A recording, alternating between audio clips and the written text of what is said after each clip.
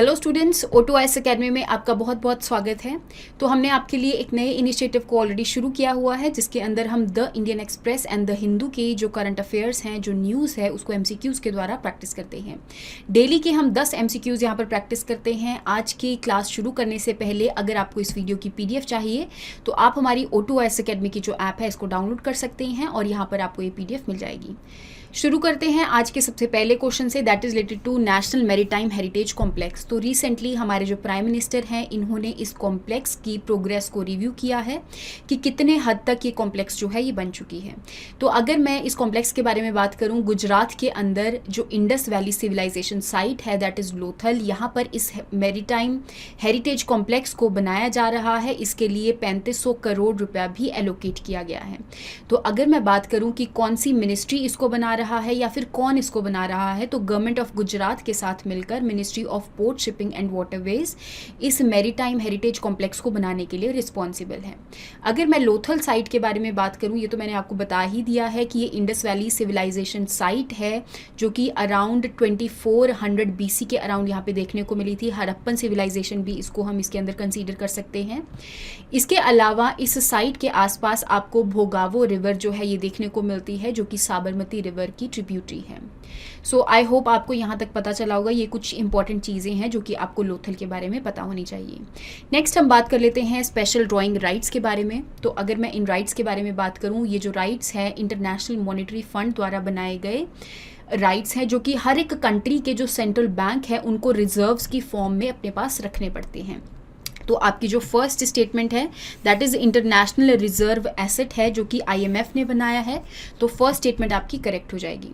Second statement के बारे में अगर मैं बात करूं, तो स्पेशल ड्राइंग राइट्स के अंदर टोटल 5 करेंसीज़ को इंक्लूड किया गया है। इन 5 करेंसी की कुछ ना कुछ परसेंटेज हर एक सेंट्रल बैंक को मेंटेन करके रखनी पड़ती है। तो अगर मैं इन 5 करेंसीज़ के बारे में बात करूं, तो US का डॉलर है, then is euro, then is British pound, Japanese yen and Chinese yuan. ये पांचों की 5 करेंसीज़ की कुछ परसेंटेज जो है ये स्पेशल ड्राइंग राइट्स के अंदर इंक्लूड करी जाती है। तो दैट मीन्स यही सिर्फ 3 करेंसीज़ नहीं है। तो दैट मीन्स आपका आंसर बनेगा 1 ओनली। नेक्स्ट क्वेश्चन के बारे में बात कर लेते हैं, that is related to partial parasitic plants. तो अगर मैं पार्शियल पैरासिटिक प्लांट्स के बारे में बात करूं, नाम से ही क्लियर है पहली बात तो ये प्लांट्स हैं। प्लांट्स है दैट मीन्स इनके अंदर क्लोरोफिल तो प्रेजेंट होगा ही होगा। क्लोरोफिल जो है फोटोसिंथेसिस के लिए रिस्पॉन्सिबल रहता है और अल्टीमेटली फोटोसिंथेसिस के अंदर सनलाइट को यूज़ करके खाना बनाया जाता है। तो दैट मीन्स आपकी जो फर्स्ट स्टेटमेंट है ये करेक्ट हो जाएगी। दूसरी अगर मैं बात करूं कि पार्शियली पैरासिटिक हैं, पार्शियली पैरासिटिक का मतलब ये होता है कि ये ऐसे प्लांट्स हैं जो कि अपने होस्ट के ऊपर डिपेंडेंट है और पूरा का पूरा डिपेंडेंट नहीं है, क्योंकि खाना खुद बना सकते हैं, पार्शियली डिपेंडेंट है। तो दैट मीन्स पैरासाइट मैंने आपको बता ही दिया कि होस्ट के ऊपर डिपेंडेंट रहते हैं। अगर मैं इसकी डिस्ट्रीब्यूशन के बारे में बात करूं, तो जहां पर भी आपके ट्रॉपिकल और टेम्परेट हैबिटेट्स होती हैं वहां पर ये पार्शियल पैरासिटिक प्लांट्स आपको देखने को मिलते हैं। तो दैट मीन्स आपकी जो सेकेंड स्टेटमेंट है ये भी करेक्ट हो जाएगी। नेक्स्ट क्वेश्चन के बारे में बात करते हैं, तो यहाँ पे आपको 2 स्टेटमेंट प्रोवाइड करी गई हैं अबाउट डेफिसिट्स। तो एक है फिस्कल डेफिसिट के रिगार्डिंग, दूसरी है प्राइमरी डेफिसिट के रिगार्डिंग। तो आपको टोटल 3 टाइप के डेफिसिट्स जो हैं ये देखने को मिलते हैं। सबसे पहले हम बात कर लेते हैं फिस्कल डेफिसिट के बारे में। तो जैसा कि आप जानते हैं कि हमारी जो सरकार है उसकी कहीं ना कहीं कई अलग अलग चीज़ों से कमाई होती है, लेकिन हमारी सरकार कुछ एक्सपेंडिचर भी करती है। लेकिन अगर एक्सपेंडिचर ज़्यादा हो जाए एज़ कम्पेयर टू रिसिप्ट, तो उस टाइम पे एक डेफिसिट आपको देखने को मिलता है, that is the fiscal deficit. तो फिस्कल डेफिसिट के अंदर टोटल एक्सपेंडिचर में से माइनस कर दिया जाए अगर रिसिप्ट, दैट इज़ नॉन डेप्ट रिसिप्ट, तो इसको हम फिस्कल डेफिसिट के अंदर काउंट करते हैं। तो दैट मीन्स आपकी जो फर्स्ट स्टेटमेंट है ये करेक्ट हो जाएगी। नेक्स्ट अगर मैं बात करूं प्राइमरी डेफिसिट के बारे में, तो प्राइमरी डेफिसिट जो है फिस्कल डेफिसिट में से इंटरेस्ट लायबिलिटीज़ को माइनस करना पड़ता है। अब इंटरेस्ट लायबिलिटीज़ है क्या, जैसे कि आपको पता होगा जब सरकार कोई ना कोई एक्सपेंडिचर करती है तो यहाँ पे अलग अलग लोन्स वगैरह लेती हैं और लोन्स पे कुछ ना कुछ इंटरेस्ट भी पे करना पड़ता है। तो अगर मैं उस इंटरेस्ट लायबिलिटी को माइनस कर दूँ फिजिकल डेफिसिट में से, तो ये आ जाएगा आपका प्राइमरी डेफिसिट। तो दैट मीन्स जो प्राइमरी डेफिसिट है ये कैपिटल एक्सपेंडिचर और फिजिकल डेफिसिट का डिफरेंस नहीं है। ये किस किस का डिफरेंस है? Physical deficit minus net interest liabilities. तो सेकंड स्टेटमेंट आपकी गलत हो जाएगी। बेसिकली आपकी जो सेकंड स्टेटमेंट प्रोवाइड करी गई है कि कैपिटल एक्सपेंडिचर को मैं अगर माइनस कर दूं फिजिकल डेफिसिट में से तो ये आपका रेवेन्यू डेफिसिट होता है। तो that means the second statement is not for primary deficit but for revenue deficit. इसके अलावा अगर मैं बात करूं रेवेन्यू डेफिसिट के बारे में और कुछ, जैसे कि जो रेवेन्यू एक्सपेंडिचर होता है अगर उसमें से मैं रेवेन्यू रिसिप्ट्स को माइनस कर दूं तो ये भी आपका रेवेन्यू डेफिसिट के अंदर काउंट किया जाता है। तो दैट मीन्स आपकी जो फर्स्ट स्टेटमेंट है ये करेक्ट हो जाएगी। नेक्स्ट हम बात कर लेते हैं नेशनल मेटलर्जिस्ट डे अवार्ड के बारे में। तो इसके नॉमिनेशन जो है इनको लिया जा रहा है और ये अवार्ड्स जो हैं ये दिए जाएंगे। तो अगर मैं बात करूं कि किनको दिए जाते हैं, कौन सी मिनिस्ट्री इसको प्रोवाइड करती है, तो एक जो पोर्टल है ये मिनिस्ट्री ऑफ होम अफेयर्स द्वारा बनाया गया है, जहां पे यहाँ पे अलग अलग जो लोग हैं इस अवार्ड के लिए नॉमिनेशंस भरते हैं। अगर मैं बात करूं कौन सी मिनिस्ट्री देती है, तो मिनिस्ट्री ऑफ स्टील इस अवार्ड्स को एलोकेट करती है, बेसिकली इस अवार्ड को देती है। तो ये जो अवार्ड है इंडियन नेशनल्स को ही दिया जाता है। तो दैट मीन्स आपकी जो सेकंड स्टेटमेंट है ये करेक्ट हो जाएगी। इस अवार्ड को 1962 में शुरू किया गया था और 1963 में सबसे पहला अवार्ड दिया गया था। रिसेंटली इस अवार्ड के अंदर और भी अलग अलग चीज़ों को इंक्लूड कर दिया गया है, जैसे अगर किसी भी पर्सन ने, किसी भी मेटलर्जिस्ट ने आत्मनिर्भर भारत के लिए कुछ ना कुछ कॉन्ट्रीब्यूशन किया है, कुछ ना कुछ काम किया है, तो इनको भी ये अवार्ड्स दिए जाएंगे। तो दैट मीन्स आपकी जहाँ पर दोनों स्टेटमेंट्स जो हैं ये करेक्ट हो जाएंगी। नेक्स्ट क्वेश्चन के बारे में बात कर लेते हैं, that is related to kamikaze drones. तो रिसेंटली न्यूज़ में इसीलिए था क्योंकि रशिया ने यूक्रेन के ऊपर कामिकाजे ड्रोन्स को यूज़ करके अटैक किया है, ऐसा यूक्रेन क्लेम कर रहा है। तो जो कामिकाजे ड्रोन है ये आपके रशिया ने ईरान से लिए हैं। इनके बारे में कुछ बात कर लेते हैं। ये जो ड्रोन्स हैं आपके अनमैन्ड एरियल व्हीकल्स होते हैं, यूएवीज होते हैं, जो कि एक सुसाइड ड्रोन्स की तरह भी यूज़ किए जाते हैं। दैट मीन्स अगर किसी भी टारगेट को ये हिट करेंगे तो खुद ब खुद भी डिस्ट्रॉय हो जाएंगे। तो यहाँ पे आप देख सकते हैं कि दो स्टेटमेंट्स आपको प्रोवाइड करी गई हैं, स्मॉल है, अनमैन्ड एयरक्राफ्ट है, पैक्ड विद एक्सप्लोजिव्स है।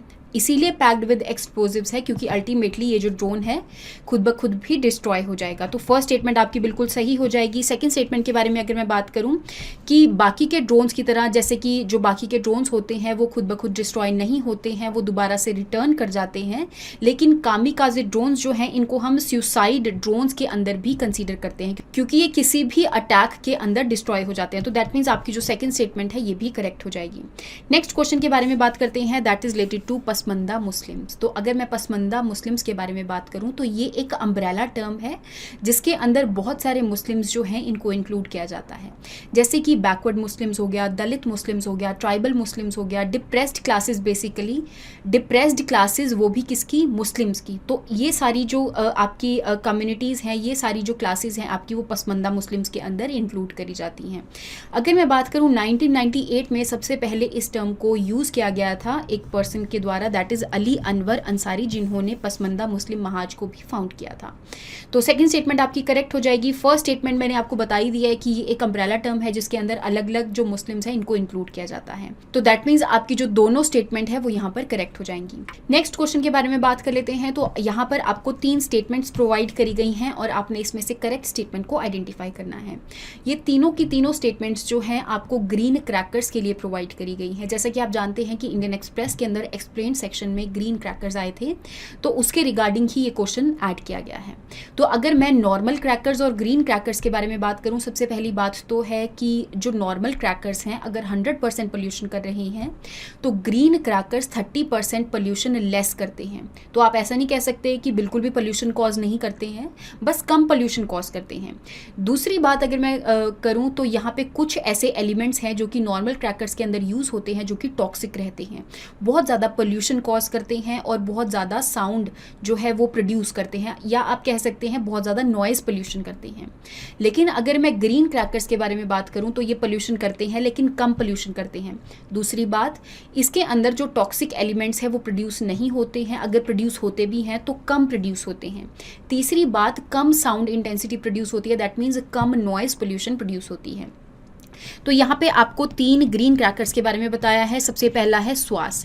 स्वास को हम सेफ वाटर रिलीजर के नाम से भी जानते हैं। तो ये एक ऐसा क्रैकर है जिसके अंदर एक वाटर वेपर की पॉकेट को बनाया होता है।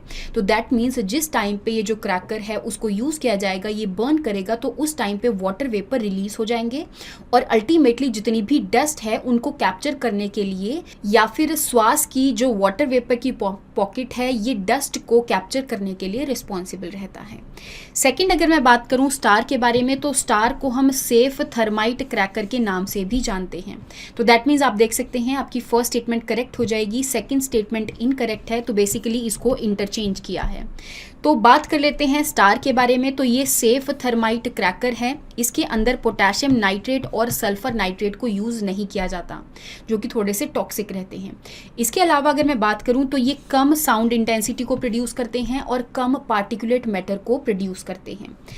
नेक्स्ट, अगर मैं बात करूं सफल के बारे में, जिसको हम सेफ मिनिमल एल्यूमिनियम के नाम से भी जानते हैं, तो ये भी इसके अंदर बेसिकली एल्यूमिनियम को कम यूज़ किया जाता है और इसके अंदर भी कम साउंड इंटेंसिटी प्रोड्यूस होती है as compare to normal crackers. तो दैट मीन्स आपकी यहाँ पर सिर्फ फर्स्ट स्टेटमेंट ही करेक्ट रहेगी, second and third statement are interchanged. Next question के बारे में बात करते हैं, that is related to antiquities. तो जैसा कि आप जानते हैं कि द हिंदू और इंडियन एक्सप्रेस के अंदर आया था आपकी न्यूज़, जिसके अंदर यूएस ने 307 एंटीक्विटीज़ को इंडिया को वापस किया है।